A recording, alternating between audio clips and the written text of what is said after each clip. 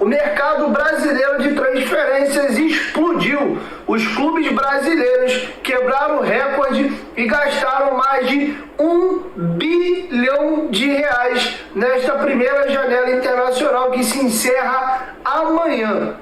Tá bom? Eu vou trazer para vocês um levantamento feito pelo GE. Vou pegar um trechinho da matéria aqui bem curtinho, só para explicitar a mudança abrupta da temporada passada para essa temporada. E pasmem, o valor disparou, quase dobrou, sendo que a quantidade de jogadores contratados diminuiu. Isso quer mostrar o quê? Que o mercado está muito inflacionado e o preço dos atletas dispararam. Está muito caro contratar hoje jogador de futebol, tá bom? Vamos aqui trazer um levantamento para vocês entenderem a comparação da janela de todos os clubes brasileiros do ano passado em comparativo com esta mesma janela. Nesse ano, os clubes gastaram R$1.055.418.000 em 171 reforços ou contratações, né? A galera só acha reforço aquele cara que é bom, chega para jogar. Aí, contratação é qualquer um. Enfim, contratação ou reforço, você escolhe. Ano passado, os clubes gastaram 685 milhões, sendo que eles contrataram 228 atletas. Então você tinha 228 atletas contratados, 685 milhões de reais gastos. Nessa temporada, você tem 171 jogadores contratados, sendo que 1 bilhão e 55 milhões gastos. Uma análise fria que teria que ser feita também, eu não estou com a contratação de todos os jogadores minuciosamente, pode ser também que o mercado brasileiro tenha subido o sarrafo dos jogadores também contratados. Se você vai contratar jogadores de ainda mais qualidade, esses jogadores também são mais caros. Mas o que fica claro é que não dá mais para competir sem você fazer investimento. E aqui vamos aos números dos clubes que mais gastaram para o que menos gastaram. E aí você vê, cara, que é impossível você competir no Campeonato Brasileiro hoje com a diferença colossal. Chega a ser um campeonato até assim, cara, surreal, cara, em termos da discrepância absurda da movimentação financeira de alguns clubes. O Flamengo foi o clube que mais investiu nessa janela, comprando apenas 3 jogadores: Dela Cruz, Léo Ortiz e o lateral esquerdo Vinha. O Flamengo gastou 158 milhões de reais.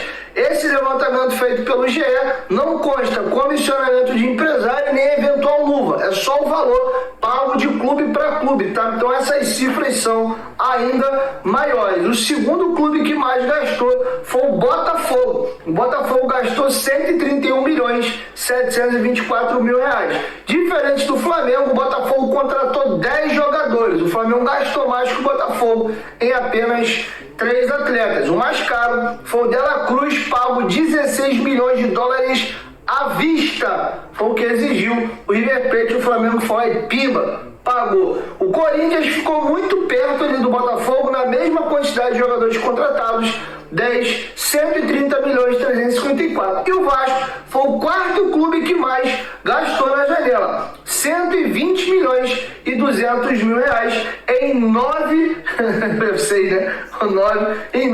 contratações. O Palmeiras é o quinto colocado com 90 milhões e 600 mil. O Atlético Paranaense é o sexto com 76 milhões. O sétimo é o São Paulo com 68. O oitavo é o Inter com 54 milhões. O Bahia, que fez uma janela extraordinária, assim como a Bahia, como também a janela do Internacional, o Bahia gastou 51 milhões de reais. O Atlético Mineiro 42 milhões, o Fortaleza 36, o Grêmio 32, o Fluminense, 13º colocado, gastou 21 milhões na janela, o Cuiabá gastou 14 milhões milhões, é o 14º. O Cruzeiro é o 15º com 11 milhões. Aí vem Bragantino com 5 milhões, o Vitória com 4 milhões, o Atlético Goianiense com 4 milhões, o Juventude com 900 mil reais e o Criciúma 480 mil reais gastos na janela de transferências, tá? A diferença do Flamengo, que gastou mais, que é o 158 milhões, para o Criciúma 480 mil reais, é bizarro. E a diferença que você vê hoje, por exemplo, do Vasco para o Fluminense na janela, só o João Vitor, zagueiro do Vasco, custou 32 milhões de reais. O Fluminense, em toda a janela dele, gastou 21 milhões de reais. E aqui abre um parênteses também para a gente discutir o seguinte: não adianta só gastar, você tem que gastar bem. Às vezes você tem dinheiro e utiliza mal o seu recurso. O Fluminense tem feito algo, a meu ver, muitíssimo interessante. Eles têm conseguido pegar muitos jogadores com baixo custo e jogadores livre no mercado. O cara tá lá para encerrar o contrato num clube específico. O Fluminense já vem monitorando e pega. Quer um exemplo? Muitos dizem aí já que o Germancano tá trilhando o caminho do Fred, e se ele manter essa batida aí com mais 3 anos, ele pode até ultrapassar o Fred e virar o maior ídolo da história do Fluminense. Foi um cara que chegou de graça. O John Arias, que na minha opinião hoje é um dos 3 melhores jogadores do futebol brasileiro, se você quiser abrir um pouquinho a lista e botar em 5 com tranquilidade, é um jogador que chegou com baixíssimo custo, vindo de um clube pequeno aqui da América do Sul, salvo engano, da Colômbia. Então você também tem que ter criatividade, que é um exemplo de um cara que chegou bem baratinho pro Vasco, que a galera tem se animado, ainda não é titular, mas mostra inteligência e mapeamento no mercado de jogadores promissores e baratos. Matheus Carvalho, que é um jogador que está sendo preparado, quem sabe para a próxima temporada não pode pegar até uma titularidade. Então fiz um balanço para vocês geral aqui da janela, quero te ouvir, deixa a sua opinião aqui embaixo nos comentários. Você acha que o Vasco vem gastando mal o seu recurso? Não falta dinheiro, tá? A 777 tem investido pesado no Vasco. Na primeira janela do ano passado foram 120 milhões, tá? O Vasco foi ano passado, salvo engano, o segundo clube que mais gastou na primeira janela, e nessa agora o Vasco é o quarto. Gastar, o Vasco tem sim gasto e feito investimentos. Beleza? Vamos agora para a próxima pauta. Os jogadores do Vasco encerraram a preparação hoje no CT Moacir Barbosa, visando o duelo de amanhã contra a equipe do Água Santa pela Copa do Brasil. Tá passando para vocês imagens aí do treinamento do Vasco. Hoje foi aniversário do nosso zagueiro e ex-capitão Léo. Parabéns ao Léo, jogador que eu nutro muito carinho. Acho que boa parte da torcida do Vasco também. Tá bom? O Vasco pega o Água Santa amanhã às 8 horas da noite com todos os ingressos vendidos. O Água Santa foi a sensação do Paulista do ano passado, sendo vice-campeão paulista, tirando São Paulo na semifinal e ganhando o Palmeiras no primeiro jogo por 2-1, acabou não resistindo à pressão na segunda partida, perderam por 4-0. 3 jogadores se destacaram muito na equipe do Água Santa, inclusive foram para o Santos: o Bruno Mezenga, o meia Luan Dias, e tem mais um jogador agora aqui que me deu um branquinho. Os 3, inclusive, retornaram para o Água Santa. Diferentemente do ano passado, o Água Santa vem numa campanha meia bomba. É o terceiro colocado no grupo dele, que tem Palmeiras e Ponte Preta. Palmeiras é o líder com 25, a Ponte é a segunda colocada com 17. E a equipe da Água Santa tem 14 pontos. Vai para a última rodada tentando se classificar às quartas de final. Teria que vencer o Corinthians e torcer por um tropeço da Ponte Preta, vai ter que tirar um saldo de gols considerável. Então dificilmente o Água Santa chega às quartas de final, com 5 vitórias, 5 derrotas e 2 empates, tá? Eles avançaram na fase anterior, venceram o jogo por 2-1, o Luan Dias inclusive marcou um golaço de falta, e agora pegam o Vasco São Januário, lembrando que não tem mais esse negócio de vantagem no empate. Empatou, o jogo segue para as penalidades máximas, tá bom? Informação importante que surgiu no dia de hoje: o Vasco abriu negociação com o volante do Botafogo, Marlon Freitas. O jogador tá com uma relação meio esquisita com a torcida ano passado, né? Quando Ao término do Brasileirão, a torcida do Botafogo elencou e elegeu alguns vilões e o Marlon Freitas não passou batido nessa situação não, tá? O Vasco tem uma relação excelente hoje com o Botafogo. A janela encerra amanhã, janela internacional. Dia 1º de abril a janela local aqui do mercado brasileiro reabre e encerra de novo dia 19 de abril. O Vasco não conseguiu concretizar a negociação agora, a informação do companheiro Vene Casagrande em conjunto com o Lucas Pedrosa, mas o Vasco está monitorando de perto a situação do Marlon Freitas e tenta utilizar-se do momento não tão positivo, nem técnico, porque ele voltou bem nessa temporada, inclusive no clássico entre Botafogo e Fluminense, vencido pelo Botafogo por 4-2. O Marlon Freitas meteu 2 gols, o primeiro um golaço, que é um cruzamento, ele mata aqui.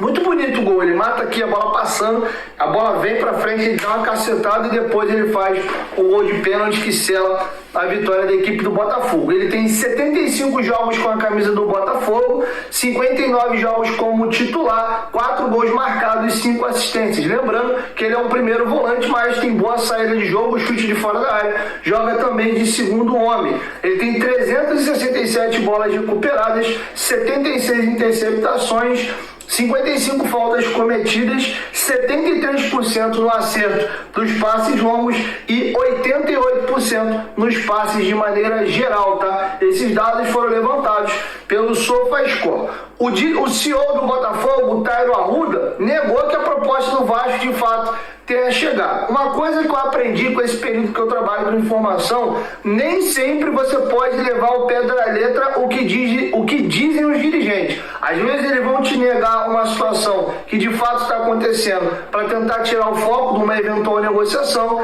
e às vezes eles fazem um auê danado de uma situação que não está tão clara e tão próxima de acontecer assim. Um grande exemplo que eu posso pegar dessa temporada, desse meu exemplo B, foi o presidente do Corinthians fazendo um estardalhaço danado aí, que estava negociando com o Gabigol, etc. Sequer proposta ao Flamengo ele havia feito, mas o assunto ficou no noticiário um tempão e não foi fake news inventada por aí. Quem criou esse carrossel todo foi o próprio presidente do Corinthians. Tá bom? Então tá feito o registro aí. Então essa é a situação de momento. O Vasco ainda pretende retomar a carga agora no mês de abril, quando abrir a janela internacional, a janela local de transferências. É isso aí, galera vascaína, mais uma vez aqui com vocês no canal. Isso é o Gigantesco da Colina. Vamos trazer muitas novidades, notícias para vocês aí. Tá bom? Antes de mais nada, pedir uma gentileza que vocês se inscrevam no canal, compartilhe o vídeo, comenta. E na hora de se inscrever no canal, apertem todas ali para chegar notificações, tá? Então eu conto com a ajuda de vocês e é tudo grátis, tudo de graça. Tá bom, galera? Conto mesmo com a ajuda de vocês aí para o crescimento do canal. A gente tem que bater essa meta aí de 100 reais,100 reais. Tem que bater essa meta aí de 100 inscritos, tá? Tô esperando muito. Tô achando que a plataforma não está entregando os inscritos, tem muito pouco inscrito no canal, tá? Então dependo muito de vocês para a gente melhorar e dar muito mais notícia aí para vocês aí, tá bom? E o Vascão negocia com o volante, o Vascão vai negociando aí com o Botafogo, vamos ver se ele vem, né? Vamos ver se o Marlon Freitas vem pro Vascão, é uma boa. Quero saber a opinião de vocês, o que vocês acham sobre isso, tá bom? Amanhã tem jogaço, né? Vasco e Água Santa. Vamos ver aí o que a gente espera aí desse jogo aí. Depois vai ter o pós-jogo aí, a gente vai estar trazendo aí para vocês. Mas antes disso vai ter muito mais notícias aí para vocês, tá bom? E também, como o Dieguinho falou aí, tudo sobre a janela, né? E bater um recorde esse ano aí de contratações. Questão de valores, não questão de quantidade de atleta. Tá bom? Então um abraço aí pra vocês, ficam com Deus e até o próximo vídeo. Não esqueça, galera, se inscreve. Quando se inscrever no canal, aperta as notificações ali em todas. Aperta, inscreve e aperta em todas. Dá aquele joinha ali, ó, só apertar no joinha. Não paga nada por isso, tá bom? Então aguardo vocês aí até o próximo vídeo, galera.